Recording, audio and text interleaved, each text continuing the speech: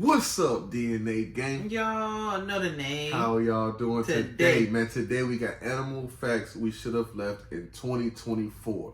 So if you're ready, I'm ready. Y'all ready? I'm ready. Cue the intro. Yeah. Let me draw the boat. You know I wreck the ship. Get it by the boat. Watch a nigga make it flip. I ain't a little boat, but I just one night the Alright, before we get into this, hit the subscribe button and the notification bell so you don't miss the video. Go show Nate RL channel some love down in the description, and the original link is down there too. Let's get right into this thing, y'all. These saltwater crocodiles in Indonesia have apparently learned how to pretend to be drowning to lure humans in who they view as prey. I'm going to call this animal facts we should have left in 2024, because after this, I will not be speaking on this anymore. So this video went viral for obvious reasons. I really thought it was a joke, but from the comments and the sheer volume of people that tagged me, I guess not. So yeah, they're not pretending to drown.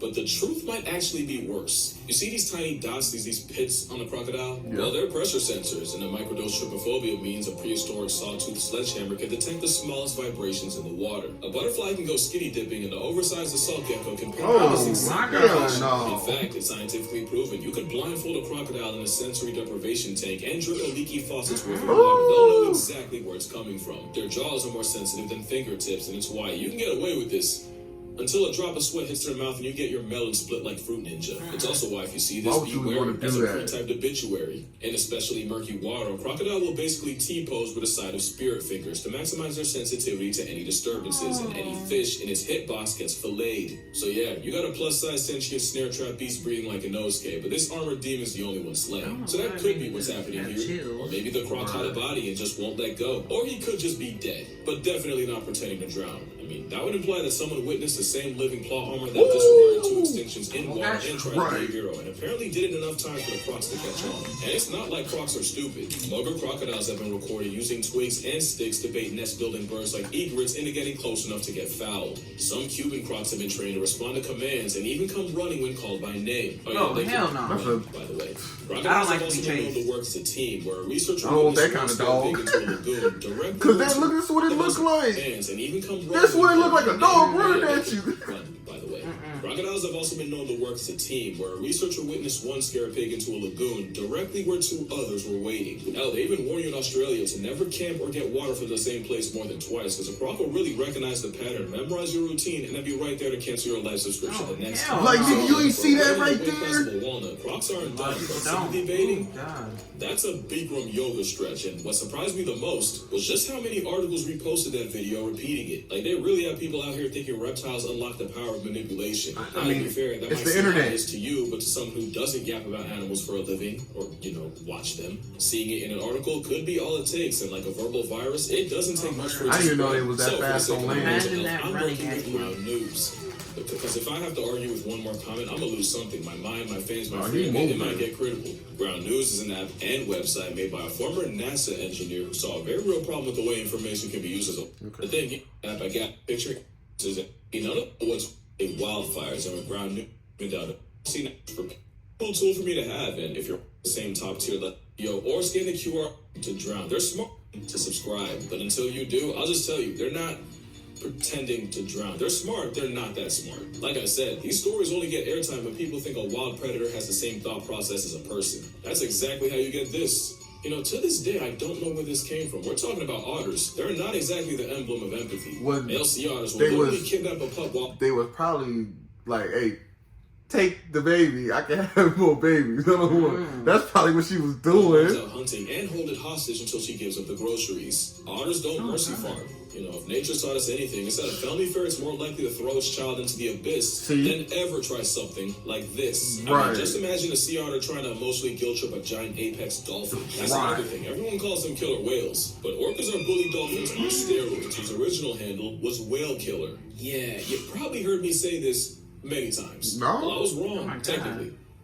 Let me explain. But it will get complicated, so I'm gonna need you to lock in. After this ad, of course. So cetaceans are basically mammals that stole the fish's entire flow, not from fusing or merging, but from the evolution that's converging. There's two types of cetaceans, baleen whales, the toothbrush bristles for teeth type, and toothed whales, for obvious reasons. Okay, now here's where it gets complicated. The toothed whale family reunion is massive. You got everything from your flipper paralysis demon, the false killer whale, to the virtually extinct vaquita. There's 10 families of toothed whales, and within these 10, there's a super family with 6 of them called Delphin-NaeYT. Superfamily Delphin-NaeYT is where you have your oceanic dolphins, porpoises, along with narwhals and belugas, because they're related for some reason. Cue the narluga. Also, notice I said oceanic dolphins. The dolphins that live in rivers are in a completely different party. But anyway, superfamily Delphin-NaeYT is where you find the dolphins that, let's be real, are the ones you think of when you hear the word dolphin. Right. And the biggest type of ocean dolphin is the one that can slapbox a seal into orbit. So to recap, any mammal that looks like this is a cetacean. Every cetacean with teeth is a toothed whale. A dolphin in the ocean is a toothed whale in the Delphin-NaeYT family. And the biggest member of Delphin-NaeYT is an orca. So, long story short, killer whales are dolphins. Right, every dolphin is a toothed whale, but not every toothed whale is a dolphin. But every toothed whale is a cetacean. It's kind of like how every tortoise is a turtle, but not every turtle is a tortoise. So to answer, are orcas whales or dolphins? Yes, they are. By the way, let me know if you want a full video on that, because that was probably mad confusing. Because being an animal nerd long enough is real life. They've never, from the time I was in elementary school till now, nobody's ever said that's an orca. They was like, that's a killer whale. You know, and it's crazy because I actually took aquatic science. Hey, could have fooled me. Right. Names really don't mean a thing. Except here, Black Panther is not an animal. You might be tired of hearing it. Well, I'm tired of saying it. And when I say not an animal, I mean, if you go to a zoo and try to find the exhibit that says Black Panther, you won't find it. Right. It's not even a name more than a description. It's a panther that's black. Right. And remember, panther is just any cat in the Panthera genus. So any lion, tiger, jaguar, leopard, or snow leopard in black could be a Black Panther. But because the mutation that causes it is dominant in jaguars but recessive in leopards, most Black Panthers are just jaguars with 10% tint. But Black Panther itself isn't an actual look clean, though. It'd be like if we called every black wolf, fox, or coyote a black canine. But then acted like black canine was its own thing. It's not real. Hell no. And you know what else? Alpha wolves are not real. I swear to God. Actually, they are. They are real, but only when you put a bunch of wolves that don't know each other in a zoo and they have to figure out stuff on their own. That's actually what happened. In the 1930s, Rudolf Schenkel studied wolves in a zoo, and after watching more fights and face in a telenovela, he just figured that wolves determine group politics by tearing each other apart. Biologist David Meck built off his work and came up with the term alpha wolf. What they didn't realize was that the wolves were fighting over resources, not rank. And by putting a bunch of randoms in one place, they basically created real house wolves of Switzerland. In real life, a wolf pack is usually just 2 parents and a bunch of their kids. What folks kept calling the alpha wolf, whole time was just their father. Now, because I've done this before, I know someone's gonna comment, well, if they're the lead wolf, they're still the alpha. The problem is, the whole alpha thing implies that the lead wolves got there by beating the others like a chair. Right. Really, it's just seniority. Also, another thing I never thought about until right now is once the kids get to about 1 or 2 years old, they dip and try to form their own pack. In a zoo, you often get the same adult wolves around each other constantly, and like any reality show, eventually that leads to tension that wouldn't be there in a normal pack. See, So normally, maybe DJ should have been a wolf. Because remember yesterday he asked me, Mommy, can I be grown? Right.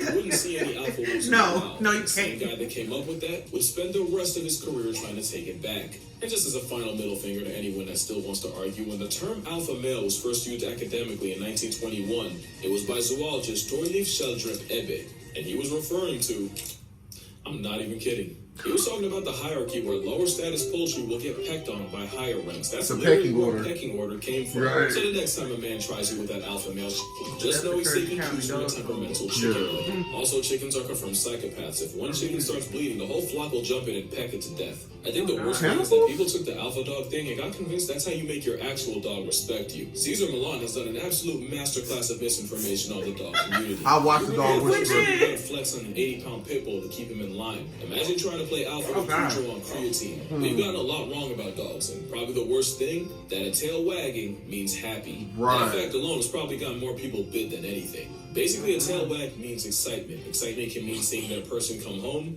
or it can mean fear, anxiety, or the last warning before they put a canine-sized hole in your hand. Leave them dogs The tail, alone. the more excited Stop asking to pet my dog. Right. Don't ask. Fido is. I don't The ask to question pet is nobody's what dog. kind? I don't Well, care. Science says a tail favoring the right means the vibes are good, but a tail leaning left could mean stress, so best to be left. Alone, that is. It's a lot more complicated than I just made it How sound. you gonna determine which way it led at? That's why I'm like, I wasn't watching when it started. Right. Short, a tail wag is like a smile. A smile can mean someone's happy to Leave see that you. dog I don't alone. even think you're cute. Or that waitress is just doing her job and doesn't want to get hit on at work. Long story short, if you expect your dog to learn how to parlay people, then the least you can do is talk tail. Oh, another dog thing that's been bothering me for years is that Chihuahuas are the spawn of Shaitan. Now, I get the little dog thing. I've been personally victimized by many an ankle biter. But with dogs, They got there's little man usually a why. syndrome. It's gotta look deep enough. Huskies are known for being donkey-stubborn toddlers on four. Come inside. But Huskies were also bred as sled dogs, and not only would they have to be independent and make decisions in a dangerous work environment, sometimes they'd have to be willing to go against orders if those orders went against their better judgment. It's actually called intelligent disobedience. And for football fans, it's basically an audible. It's pretty important, because, if Russell Wilson had it, maybe he would have ran the ball. The Eagles are basically walking instruments, but they were bred to hunt rabbits in thick brush, and that same vein keeping you up at 2 a.m. is how they communicate with hunters. So why are Chihuahuas like Oh my that? god. I don't even think it's a Chihuahua thing, more than a little dog thing. But I have my theories. A lot of times, Chihuahuas don't get socialized with other dogs early on. So the first time they see a big dog, which like any dog to them is a big dog, it probably scares the daylights out of them. Also, I think a bigger thing is owners be letting a lot of bad habits slide just because they're travel size. So eventually it escalates. Let it be a Doberman and suddenly they'll know discipline. Actually, that's my biggest thing. A lot of owners won't correct bad behavior when it comes from a Chihuahua. In fact, I've seen a lot of y'all encourage it. I've always said if a Rottweiler acted like a Chihuahua for a day, he'd be dead by dinner. Also, often what looks like a Dinner within an hour. See, because when Duke was in his nipping stage, I was like, yeah, Right, no. don't do that. Don't do might that. just We be not for doing you. that. If your dog tells you he's afraid and you don't listen because you think it's cute, but that's how you end up with a dog version of dating. Size might be part of it too, That's but it my probably book. has less to do with Right. it than people think. Long story short, if I see a kid wilding in Walmart, I'm gonna look at the parents, and likewise, I'm gonna blame the dog owner before I blame the dog. Right. No clever transition. But another thing I've heard is that male lions don't hunt, or better yet, that male lions are lazy. And I can tell you exactly where it came from. You see, lionesses use the power of friendship to run down prey in open areas. It's pretty hard to miss. Lions are bigger, bulkier, and with a whole afro equipped, they had to switch up the playbook. So instead, male lions ambush prey by camping out in dense brush. Research shows that male lions pack up prey as frequently as females. It's just that in the olden days, you'd probably never see it. Also, before male lions even get a pride, they're in their nomad arc. Oh, they be lying on the ground permanently if they didn't hunt. Now, to be fair, male lions do stop hunting as much when they're in a pride. But not completely. They'll often get involved to bring down bigger, riskier prey like buffalo that lionesses might struggle with. Get on that big old 4-pound delivers the final. That 4,000-pound ass. Get on that goddamn thing. Now, they do only get involved about 10% of the time, but it's not because they're lazy. They just have a different job description. Male lions patrol the pride lands, mark their territory, and as you know, they gotta run the ones with any outsider trying to take his place. Damn What right. you might not realize is, as good at You hunting didn't get you on the lionesses ground, are, in some Brody? studies they got up to half their kills stolen by hyenas, or even other males. Having a nearly 500-pound equalizer on their side helps them keep what they catch. It's not lazy, it's just that lions and lionesses help cover each other's weaknesses perfectly, and clearly it works. They're the most That's how it notorious should and feared be. pack predators. That's the 50-50. Duh. Most of the, I don't know why humans think 50-50 mean, hey, go get some money and give me half of your money. Sometimes it's just, hey, my weaknesses is your strength and your strength is my weakness. Right? Like, come on now, y'all. Like it's Y'all deeper gotta than learn that. it's deeper than, oh man, if he don't make enough money, then If he can't provide, then I can't do this. Oh, man. What if he just wanted you to wash some dishes or something? That's crazy. Like, what if That's that crazy. like, In Africa. which I never get past the part of, oh, he said 50-50, like, Oh, no, definitely. man, That's a huge problem for people. man, they ain't paid a bill ever. But we still go 50-50. Like, y'all just don't understand that shit. It's deeper than money, bro. Or maybe second. Because there's one predator that animals fear even more than Mufasa and friends, and you'll never get it. It's us. Well, not let me know her first, because she got the apartment first, and I had moved in. We was 18 and 19. It's us. You might remember that an experiment showed that almost every animal from giraffes to antelope to even leopards and hyenas were unanimously more afraid of the sound of humans than the cadence of a giant carnivorous cat. Which is out to this day, I still don't understand how this went viral. Or at least I didn't, because not only did I find out where it came from, I think I was wrong. Kind of. Technically. Let me explain. So, in 2017, college student Julia Haas posted a tweet saying, "Elephants basically see us the same way we see puppies." Now, ignoring the part of the population that's terrified of dogs, the fact loses steam when you realize she got it from Tumblr. It's more likely that one of the smartest creatures alive see us as predators, but not their babies. Remember, it's proven that baby elephants that play the most grow up into more well-adjusted adults. It's why you'll see a baby-faced boulder chase around birds, dogs, and anything in between. So here's what I think happened. Baby elephants will treat humans like any other animal. Difference is, humans might be the only animal that'll see an 1,800-pound toddler barreling towards them and welcome it. Right. Immature pachyderms probably realize that a hairless bipedal ape gives them the best response. So it's not really that elephants think we're cute, it's that baby elephants think everything's cute.